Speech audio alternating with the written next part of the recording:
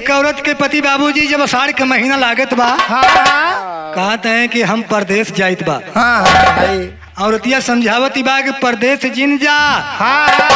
परदेश चला जाबा तो धान के रोपाई के करी। अरे जाय दी हम तो होइए अहन। अच्छा हाँ भाई अरे तो मिलवा मार दी है। अरे जो न मिला मारा एकदम माटी मिला मरी है गिने है कौन गोड़ी है कौन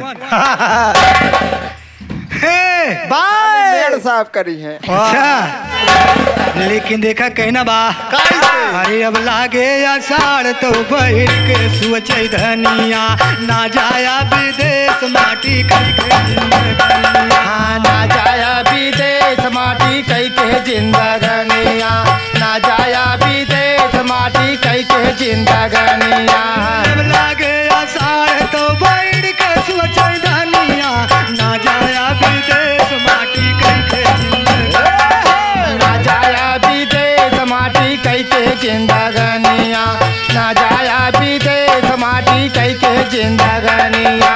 होई गई बदारी बरस गए पनिया चल के बुआ धान अपन सीमारा किसनिया चल के बोवा धान अपन सामारा किसनिया चल के बोवा धान अपन सामारा किसनिया चल के बुआ धान अपन सीमारा किसनिया ना जाया विदेश माटी कई के ना जाया विदेश माटी कई के जिंदगनिया ना जाया विदेश माटी कई के जिंदगनिया।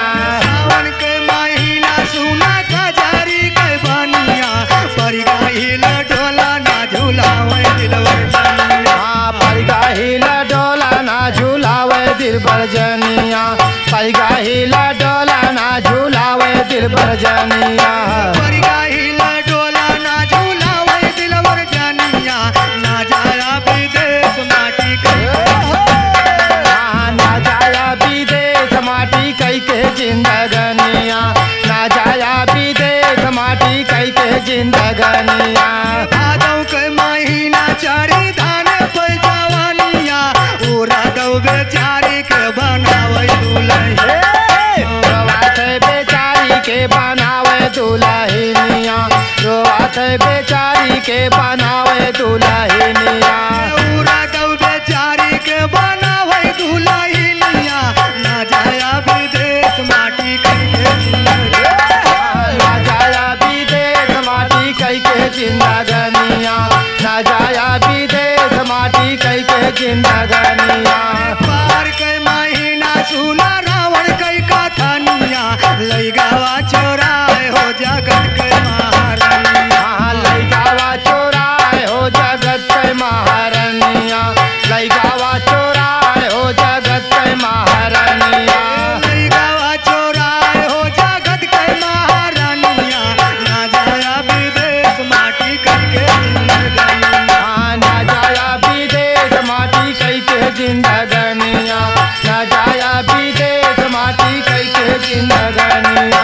तुझे कुंभकर्ण में घनाथ बरदनिया भाभी का राज मिला लंका राजधनिया भाभी सड़का राज मिला लंका राजधनिया भाभी सड़का राज मिला लंका राजधनिया भाभी का राज मिला लंका राजधनिया ना जाया विदेश माटी